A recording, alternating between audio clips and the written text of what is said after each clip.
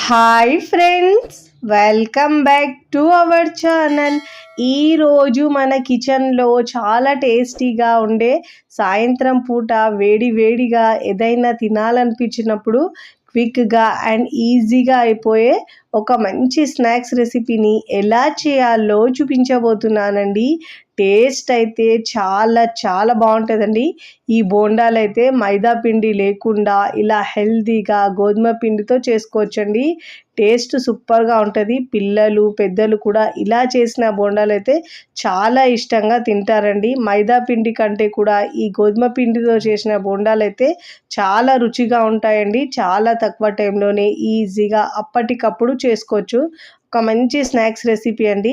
మరి ఇక ఏమాత్రం ఆలస్యం చేయకుండా చాలా టేస్టీగా కమ్మగా ఉండే అప్పటికప్పుడు చేసుకునే ఈ బోండాలను టేస్టీగా ఎలా చేయాలో చూద్దాం రండి. ముందుగా ఇక్కడ నేను స్టవ్ మీద ప్యాన్ పెట్టుకొని దాంట్లో 1 కప్పు గోధుమ పిండి తీసుకోవాలండి.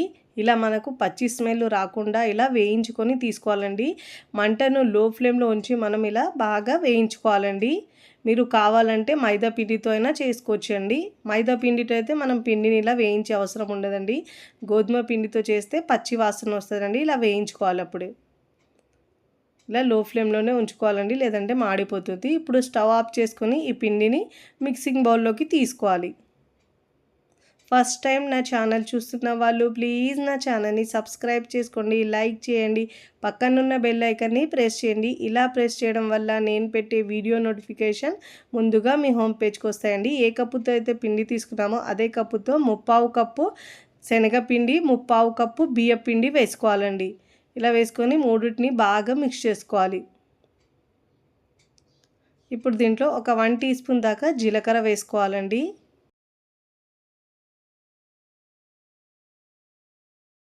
ఇప్పుడు దీంట్లో ఒక ఆనియన్ని సన్నగా ముక్కలు కట్ చేసుకొని వేసుకోవాలండి. తినేటప్పుడు మధ్యలో తగులుతుంటే టేస్ట్ బాగుంటుందండి. ఇప్పుడు దీంట్లో 1/2 కప్పు దాకా సన్నగా తరిగిన కొత్తిమీర, కరివేపాకు, పుదీనా వేసుకోవాలండి. నా దగ్గర పుదీనా లేదు కాబట్టి వేయలేను, ఉంటే వేసుకోండి. ఇప్పుడు దీంట్లో అల్లం వెల్లుల్లి పేస్ట్ ఒక 1/2 టీ స్పూన్ దాకా వేసుకోవాలి.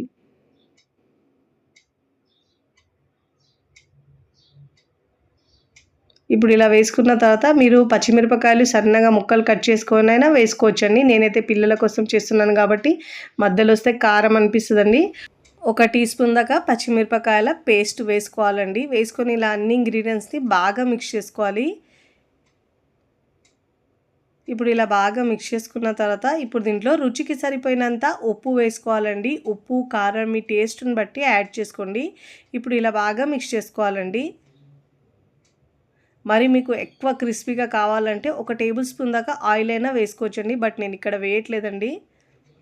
చాలా క్రిస్పీగా వస్తాయి ఆయిల్ వేసుకుంటే. ఇప్పుడు ఇలా అన్ని ఇంగ్రీడియంట్స్ని బాగా ఇలా మిక్స్ చేసుకోవాలండి. స్పూన్తో అయినా మిక్స్ చేసుకోవచ్చు, లేదంటే ఇలా మీరు విస్కర్తో అయినా మిక్స్ చేసుకోవచ్చు. ఇప్పుడు ఇలా బాగా మిక్స్ చేసుకున్న తర్వాత కొద్దిగా వాటర్ వేస్తూ పిండిని మిక్స్ చేసుకోవాలండి. ఒకటేసారి వాటర్ వేస్తే పిండి పల్చగా అయిపోతుంది. మనకు బోండాలు వేసే విధంగా చూసుకుంటూ పిండిని కలుపుకోవాలండి. అప్పుడే మనకు బోండాలు రౌండ్గా మంచిగా వస్తాయండి. ఇలా పిండిని మిక్స్ చేసుకోవాలి. కొద్దిగా వాటర్ వేస్తూ పిండిని మిక్స్ చేసుకోవాలి. మరీ గట్టి కాకుండా మరీ పల్చగా కాకుండా మీడియంగా మిక్స్ చేసుకోవాలి. వీడియోలో చూపించిన విధంగా కొద్దిగా వాటర్ వేస్తే మనకు పిండి కన్సిస్టెన్సీ పర్ఫెక్ట్గా వస్తుందండి. ఇప్పుడు ఇలా బాగా మిక్స్ చేసుకోవాలి. ఇప్పుడు ఇలా బాగా మిక్స్ చేసుకున్న తర్వాత ఇప్పుడు దీంట్లో మనం ఇన్స్టెంట్గా చేస్తున్నాం కాబట్టి వంట సోడా ఒక పించ్ దాకా వేసుకోవాలండి. చిటికెడు వంట సోడా వేసుకోవాలి. అప్పుడే మనకు ఫ్లఫీగా లోపల చాలా బాగా వేగుతాయండి. ఇప్పుడు ఇలా బాగా మిక్స్ చేసుకోవాలి. చాలా టేస్టీగా ఉంటాయండి ఇలా చేసిన బోండాలు అయితే. ఆయిల్ కూడా ఎక్కువ పీల్చవండి. ఇలా బాగా మిక్స్ చేసుకోవాలి. ఎంత బాగా మిక్స్ చేసుకుంటే పిండి అంతా ఫ్లఫీగా అవుతుందండి.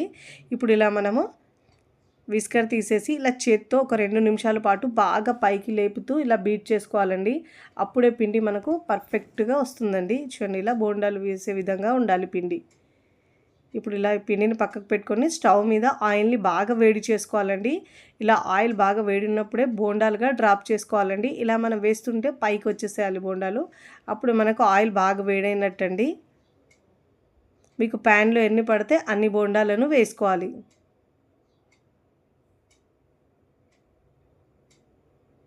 మంచి గోల్డెన్ కలర్ వచ్చే వరకు ఫ్రై చేసుకోవాలండి బోండాలు అయితే.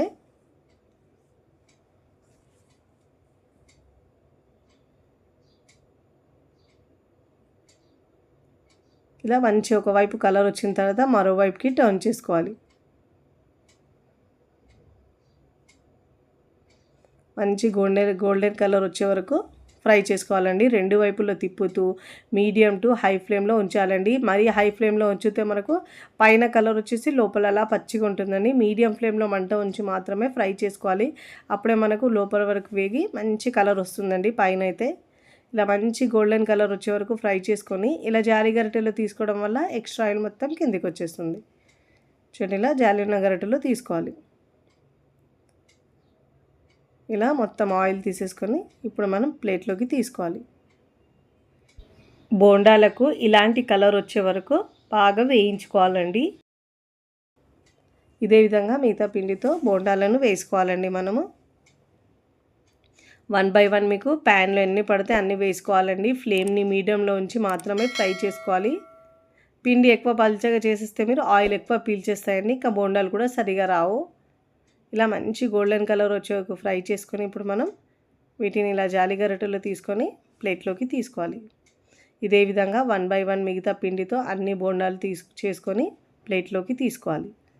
చూడండి, ఇలాంటి టెక్స్చర్ వచ్చే వరకు ఫ్రై చేసుకొని ప్లేట్లోకి తీసుకోవాలి. నేను అన్నీ చేసిన తర్వాత సర్వింగ్ ప్లేట్లోకి వచ్చేస్తున్నానండి. చూస్తుంటేనే పిల్లలకు పెద్దలకు కూడా నోట్లో నీరు ఊరుతాయండి. అంత టేస్టీగా కమ్మగా చాలా చాలా బాగుంటాయండి. ఈవినింగ్ స్నాక్స్లో ఇలా బెస్ట్ స్నాక్స్ రెసిపీ అండి. చూడండి ఎంత బాగా వచ్చాయో, చాలా చాలా బాగుంటాయండి. మీరు కూడా తప్పకుండా ఈ గోధుమ పిండితో చేసిన బోండాలను ఒక్కసారి ట్రై చేయండి. ట్రై చేసి ఎలా కుదిరిందో నాకు కామెంట్ ద్వారా తెలియచేయండి. ఇక్కడ తుంచి చూపిస్తాను చూడండి ఎంత బాగా వచ్చాయో. లోపల వరకు బాగా వేగి ఇలా ఆనియన్ పెట్టుకొని మీకు నచ్చిన చట్నీతో లేదంటే ఒట్టిగా తిన్నా కూడా చాలా చాలా బాగుంటాయండి. తుంచుతూనే తెలుస్తున్నాయి మీకు లోపల వరకు ఎంత బాగా వేగినాయో. ఇక్కడ చూడండి లోపల వరకు ఎంత బాగా వేగినాయో. వీడియో నచ్చితే లైక్ చేయండి, ఫ్రెండ్స్ ఫ్యామిలీకి షేర్ చేయండి.